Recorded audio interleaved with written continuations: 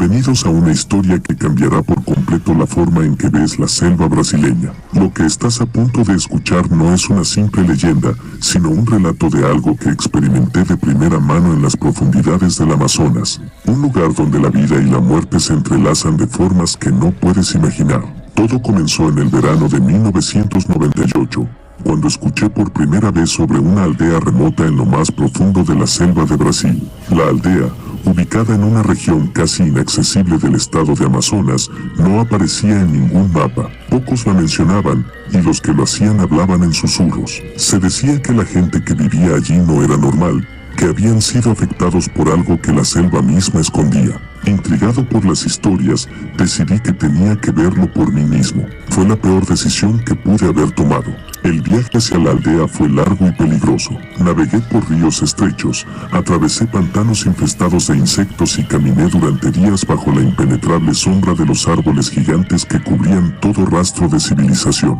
Cuanto más me adentraba, más sentía que la selva misma me estaba observando, como si fuera un intruso en un lugar donde no pertenecía. Después de días de agotador viaje, finalmente llegué a la aldea. Al principio, todo parecía normal, pero había algo extraño en el aire. Los pocos habitantes que vi parecían estar en un estado de trance, sus movimientos eran lentos, sus miradas vacías. No había risas, ni sonidos de vida cotidiana, solo un silencio incómodo roto ocasionalmente por el crujir de las ramas y el susurro del viento. Me dijeron que la aldea había sido próspera en el pasado, pero que algo había cambiado hacía unos años, cuando un grupo de cazadores descubrió una planta extraña en una cueva cercana. Según los lugareños, la planta solo crecía en lo más profundo de unas cuevas ocultas, lejos de la luz del sol.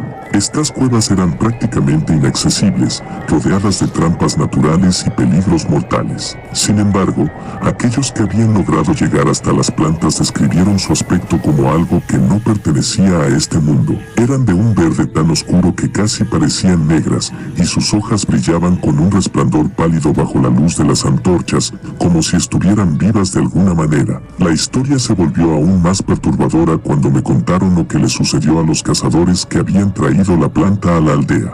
No pasó mucho tiempo antes de que comenzaran a enfermar. Al principio, solo eran pequeños síntomas: fatiga, fiebre, dolores musculares, pero pronto, la enfermedad se agravó. Sus pieles se volvieron cenicientas, sus ojos perdieron todo rastro de humanidad, y sus cuerpos comenzaron a deteriorarse. Sin embargo, no morían.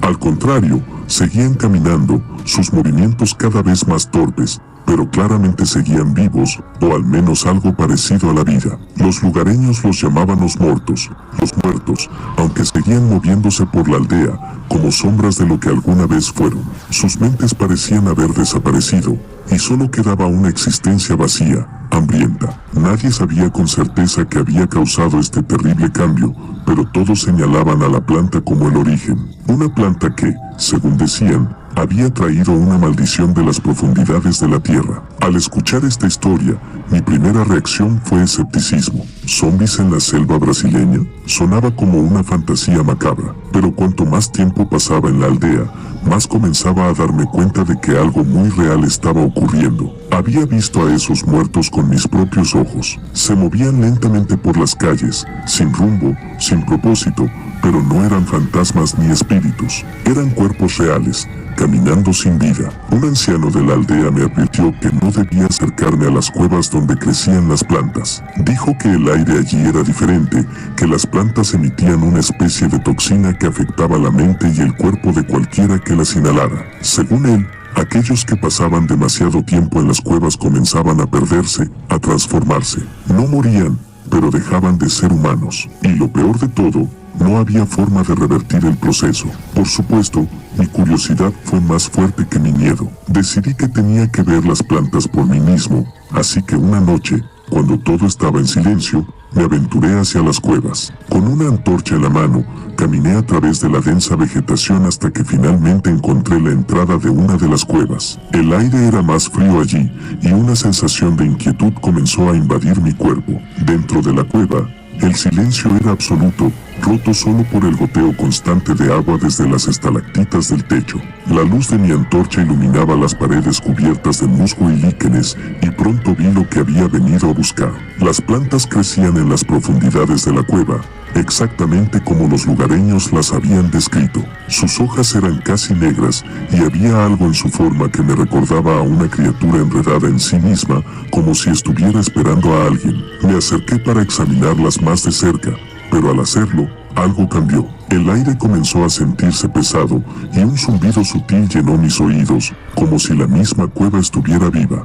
Entonces, escuché un sonido, suave al principio, pero inconfundible. Eran pasos. No estaba solo. Me giré, pero no vi a nadie. Solo la oscuridad me rodeaba. Los pasos se hicieron más fuertes, más cercanos. Y de pronto, lo vi. Una figura emergió de las sombras. Era uno de los muertos de los que los aldeanos hablaban. Su piel era gris, como la corteza de un árbol enfermo, y sus ojos, vacíos de cualquier vida, se clavaron en mí. Pero lo más aterrador no era su aspecto, sino el hecho de que se movía hacia mí con una precisión antinatural, como si estuviera siendo guiado por algo más. Retrocedí lentamente, tratando de no perder de vista a la criatura. No corría, pero su avance era constante, implacable. Mi corazón latía con fuerza en mi pecho, y la claustrofobia de la cueva comenzaba a cerrarse sobre mí. Sentía el aire más denso, como si la cueva misma quisiera atraparme dentro. De alguna manera, logré mantener la calma lo suficiente como para retroceder hacia la entrada de la cueva.